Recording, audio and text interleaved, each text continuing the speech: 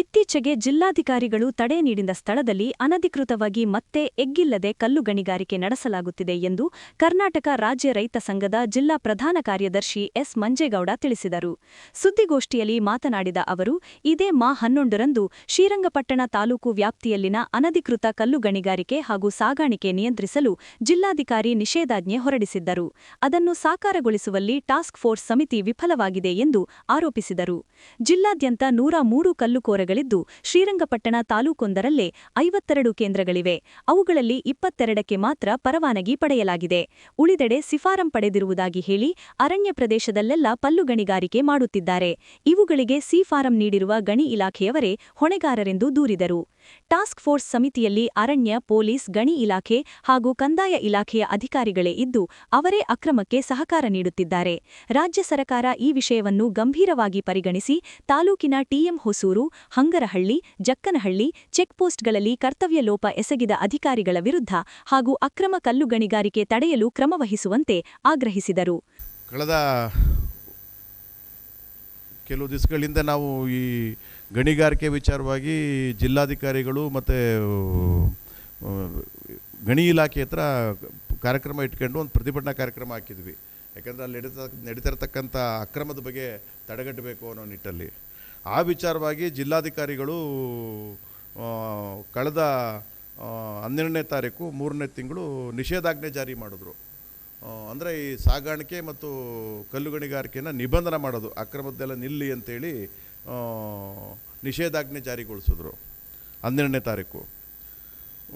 ಅಲ್ಲಿಂದ ಇಲ್ಲಿವರೆಗೂ ಕೂಡ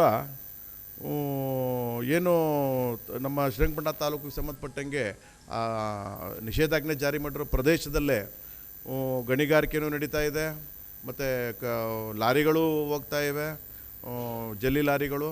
ಯಾವ ಅಧಿಕಾರಿಗಳು ಸುಮ್ಮನೆ ನಾಮಕಾವಸ್ತಿಗೆ ತಡಿತೀವಿ ಅಂತ ಹೇಳೋದು, ಯಾವುದೋ 100ಕ್ಕೆ1 ಲಾರಿ ಹಿಡಿಯೋದು, ದಂಡ ಹಾಕುವಂಥದ್ದು, ಮತ್ತು ಆ ಜಲ್ಲಿ ಕಸಗಳು ರಾತ್ರಿ ವೇಳೆ ನಡೆದ್ರೆ ನಾನು ನೋಡ್ತೀನಿ ಅಂತ ಹೇಳುವಂಥದ್ದು, ಮತ್ತು ಈ ಥರ ಮತ್ತೆ ಈ ದಂಧೆ ನಿಲ್ತಾನೇ ಇಲ್ಲ. ಇದು ಈಗ ಜಿಲ್ಲಾಧಿಕಾರಿಗಳ ಆದೇಶ ಏನಿದೆ, ಅವ್ರು ಹೆಂಗೆ ಇದನ್ನು ತಡೆಗಟ್ಟಬೇಕು, ಇದನ್ನು ನಿಟ್ಟಲ್ಲಿ ಆ ಕಾರ್ಯಕ್ರಮನ ಮಾಡಬೇಕು, ನೀವೆಲ್ಲ ನಿಲ್ಲಿಸಿ ಅನ್ನೋವಂಥ ನಿಟ್ಟಲ್ಲಿ ಕೆಳ ಹಂತದ ಅಧಿಕಾರಿಗಳಿಗೆ ಇವರೇನು ಇದು ಮಾಡಿದ್ರು ಅದು ಯಾವುದೂ ಕೂಡ ಜಾರಿ ಆಯ್ತಾ ಇಲ್ಲ. ಅಕ್ರಮ ಹಂಗೆ ನಡೀತಾನೆ ಇದೆ ಈ ಶ್ರೀರಂಗಪಟ್ಟಣ ವ್ಯಾಪ್ತಿಯಲ್ಲಿ. ಇದಕ್ಕೆ ಹೊಣೆಗಾರರು ನಾವು ಪೊಲೀಸ್ ಇಲಾಖೆಯವರು ಇರ್ತಾರೆ, ಇದಕ್ಕೆ ಗಣಿ ಇಲಾಖೆಯವರು ಇದ್ದಾರೆ, ಸಾರಿಗೆ ಇಲಾಖೆಯವರು ಇದ್ದಾರೆ, ರೆವಿನ್ಯೂ ಇಲಾಖೆಯವರು ಇದ್ದಾರೆ. ಇವರು ಎಲ್ರದ್ದು ಇಲ್ಲಿ ಹೊಣೆಗಾರಿಕೆಯಿಂದ ನುಳ್ಚ್ಕೊಳ್ತಕ್ಕಂಥ ಕೆಲಸ ಇಲ್ಲಿ.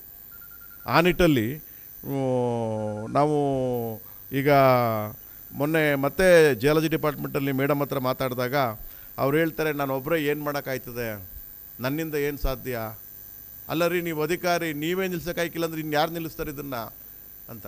ನಮ್ಮ ಜಿಲ್ಲೆ ಒಳಗಡೆ 103 ಸ್ಟೋನ್ ಕ್ರಷರ್ ಇದೆ, ಲೈಸೆನ್ಸ್ ಇಟ್ಟಿರ್ತಕ್ಕಂಥದ್ದು. ನಮ್ಮ ಶ್ರೀರಂಗಪಟ್ಟಣ ತಾಲೂಕಲ್ಲೇ 52 ಜಲ್ಲಿ ಕ್ರಷರ್ ಇದೆ.